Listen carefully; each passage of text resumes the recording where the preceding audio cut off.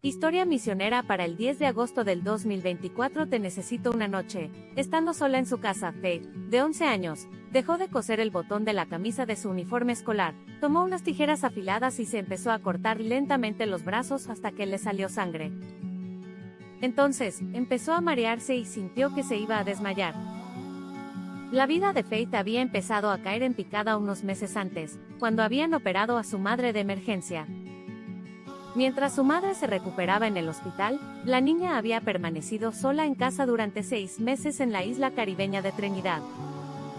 Por lo general, los hermanos mayores o los vecinos intervienen para ayudar si se produce una situación así, pero Faith no tenía hermanos, y los vecinos no sabían que ella estaba sola en casa. A ella no se le había ocurrido informarles.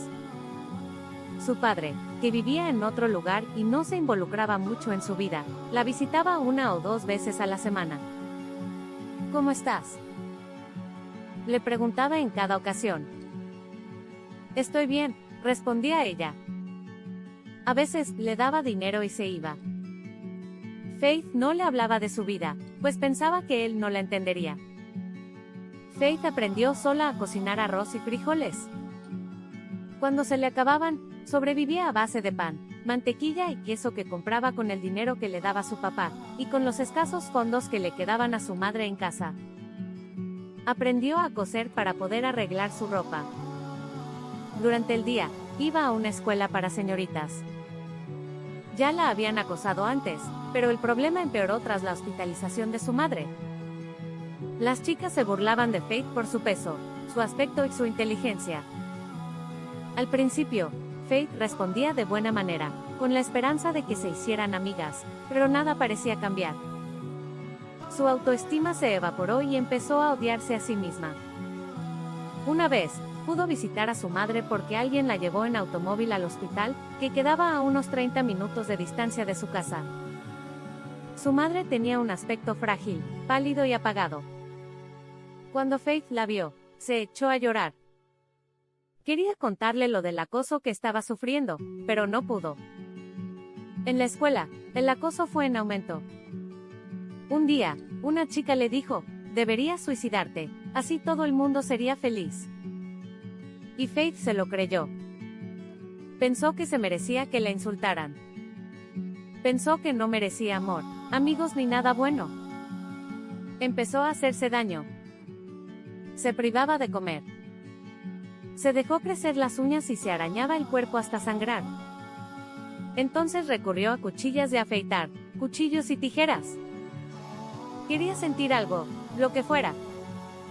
Sus notas pasaron de sobresaliente a insuficiente. Entonces llegó la noche en que decidió suicidarse con las tijeras. Cuando estaba empezando a marearse, oyó una voz en su cabeza. Era la voz de su madre. Hacía mucho tiempo que no la oía. Te necesito, le dijo la voz. Te necesito más que a nadie, aunque nadie más te necesite. En ese momento, Faith decidió no suicidarse. Decidió que, desde allí en adelante, viviría para su madre. Se esforzó por levantarse y guindarse los brazos. Al día siguiente, la maestra se fijó en las vendas y habló con Faith en privado. Faith, ¿estás bien?, le preguntó. Faith empezó a llorar y a gritar. Todo lo que había acumulado en su interior durante aquellos meses salió a la luz. La maestra empezó a llorar. ¿Estás comiendo?, le preguntó. No, me he estado privando de comer. ¿Estás durmiendo bien? No, no puedo dormir sin mi madre. Desde aquel día, la maestra tomó a Faith bajo su protección. Bajo su atenta mirada, el acoso disminuyó y finalmente cesó. Entonces, la madre regresó a casa. Aquel fue un día maravilloso. Faith se lo contó todo. Mientras la escuchaba, su madre empezó a llorar. Tomó a Faith de la mano y le dijo, ¿me prometes que no volverás a hacerte daño de ninguna manera?